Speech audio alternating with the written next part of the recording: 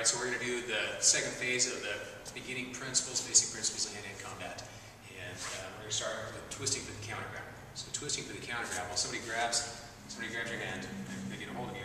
Twisting for the counter grapple is rotate around and get a hold of them. So there's lots of things you can do in a fight where they grab, somebody with beefy arms, they grab, you can rotate either way, but you're coming around and basically you grab and grab. Questions?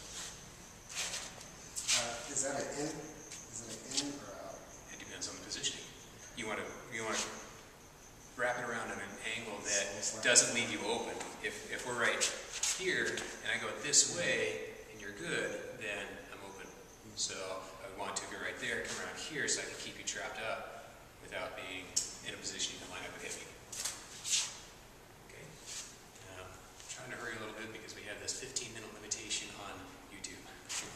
Otherwise I have to break it in half like I did the last one. Okay, areas of body lines. There are, on our body, there's inside and outside lines. Let's just do a quick sketch for example. Okay. There you go, combat guy. Okay, so you have inside, you cut the body down the middle, you have inside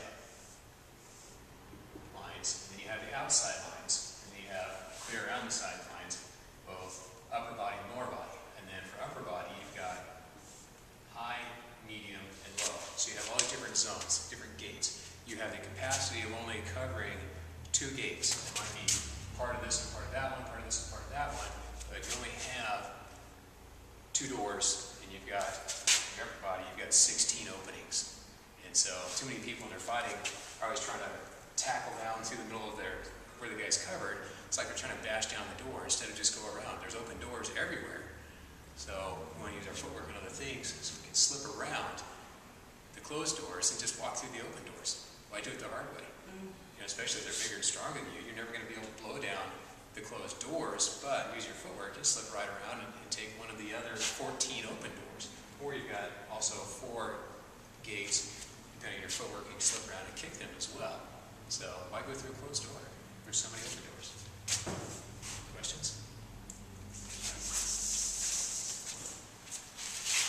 Preserve center of gravity. Okay, so we talk about our balance, and I've already explained to you guys before balance, the concept of balance space and balance point. You want to be able to preserve your gravity, or your center of gravity. In other words, to maintain your balance, and at the same time be taking the other person's balance. Okay, you can trap up their arms, trap up their structure, you trap up things, and put pressure into their core so that you take them off balance, you take them off balance, you take their power. Just a little quick reminder, just for the sake of the video. Okay, say you're standing this way, left foot, right foot. Your balance space would be to draw blocks around the outside of your feet, or if you're standing, karate, taekwondo style, it would look like this. You project that box up from the floor, up to your shoulders. That box is your balance space. And your balance point about a fist distance below your navel, very inside core of your body. Tiny microdot. Some people, some different genres call it the dantian, but there's that small place at the very inside core of your body. So long as that point is somewhere inside your balance space, you have your balance, but the second it crosses outside, you're now falling. So that's the beginning basics of where is your balance. You're always trying to keep your balance point inside your balance space to maintain your balance, because if you lose your balance, you get no power. Okay, shifting and sidestepping. That's very well. Now, again, you don't want to be taking somebody head on. If they're bigger than you, it doesn't matter if they're bigger than you or not. Why go head on into their most protected, their most practiced line of force? So that's why we work with footwork as much as we do, so that we can slip around, so that as that punch is coming out, rather than trying to manhandle that punch, instead we shift and sidestep and just go around it, around the thing, let it punch in space, and then take all the wonderful openings that come because they've gone past you. Okay, attack defense. There are, in Wing Chun, just about everything we do is both a combination of attack and defense. You have, for instance, when we punch, there's a little little bit of a wedge and a punch, and even though the punch is attacking, Jeet Kune, for instance, is the beginning student idea is intercepting fist. So Jeet Kune, we're just using our punch to create the wedge. So we're using our attack is also the defense because it wedges it off. Face the form. A lot of people when they fight, they want to turn sideways. I think they're providing a smaller profile. And they are. The problem is they're also providing their back. Okay?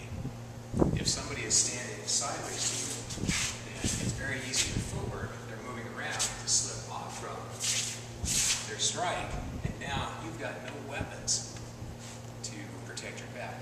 So you want to keep as many weapons as possible. And some people would say, oh, well, yeah, look, we can kick you in the front. Well, gee, that's nice, except for, you know, guys have been protecting that for years and ages, and they're pretty good at it. And a little slight shift, and that kick doesn't go anywhere.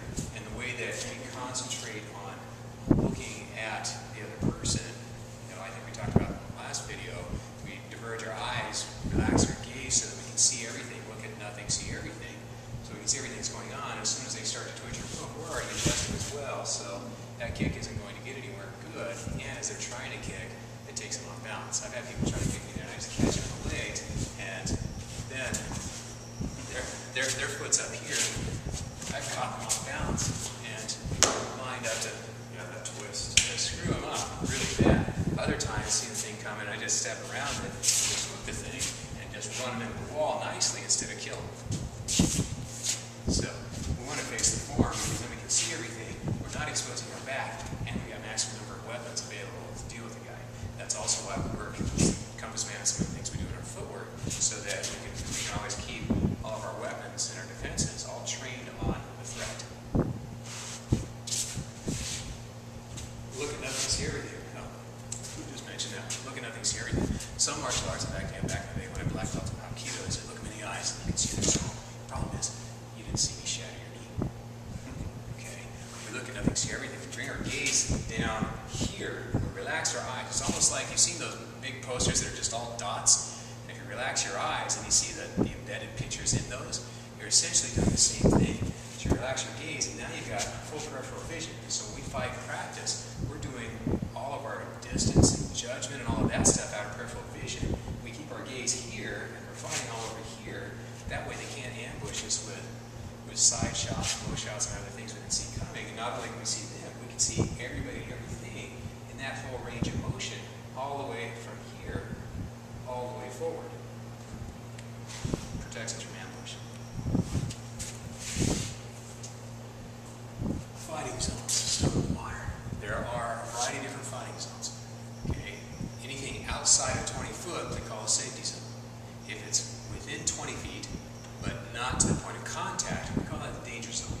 We don't want to be in the danger zone because in the danger zone you don't really have enough distance to be able to run away and flee, but you're also not close enough to control the person. So within that range, if you're 15 foot away and you're coming forward, they have time to pull a gun, pull a knife or something on you. So we hate being in the danger zone. If we're up close and personal, then if they start reaching for a weapon, we can be controlling their balance, controlling their hands, controlling their feet, striking them, doing stuff. And we can control that if we're in tight. But if I'm 15 feet away and he pulls a gun and starts shooting him, if he's a good marksman, I'm going to get some holes in me before I can close that gap. And that, of course, really sucks.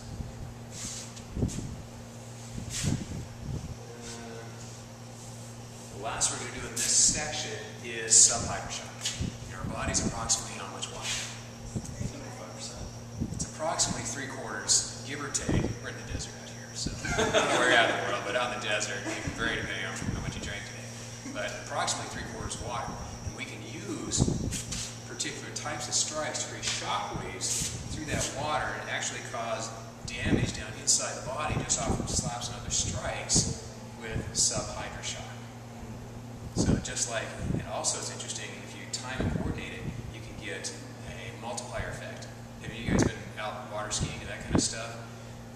Water skiing along, you fall, okay, you wait for the boat turns around, and when the boat turns around, you get these gargantuan, crazy, nasty waves, because waves, when they cross, they don't just crash into each other. When waves cross paths, they stack. So you coordinate those strikes, you can get not only shockwaves, but you line them up to where you get them stacking, and then you get a wave this tall, getting a wave this tall, and when they come together, it's a wave that's a summation of those that both of them stack up, so you can cause some internal damage. If you're really good at this, you can really screw stuff up inside. Even just off of a good slap, you can screw stuff up inside, but you can coordinate that to get multiple slaps coming in simultaneously, and you get that multiplier effect, so you can really cause some internal damage. Questions? All right, well that's the second section. That would be along like belly area. You can do that. You can even do that in the head. You get a good slap, it'll go right through the skull. So you still get this. Yeah, I've had a few. They have a kind of bell ringing effect to your head. Yeah, it'll go through the skull. So it doesn't have to be the soft body question. No, anywhere. You can catch it inside the head, you can catch it anywhere, and if they're doing a good one, that energy is going to project in and cause internal damage. Yeah, it's different than just being punched in the head. It's a lot different. Yeah, the feel, there are people who think they know how to do that in the world, and some do, and some only think they do. When you've had a real soft palm on the side of the head, you know you've been hit. You'd prefer a punch. Even with the ear. You prefer to be punched in the head than palmed in the head because it really hurts. So, all right, so that's the second 1/3 of the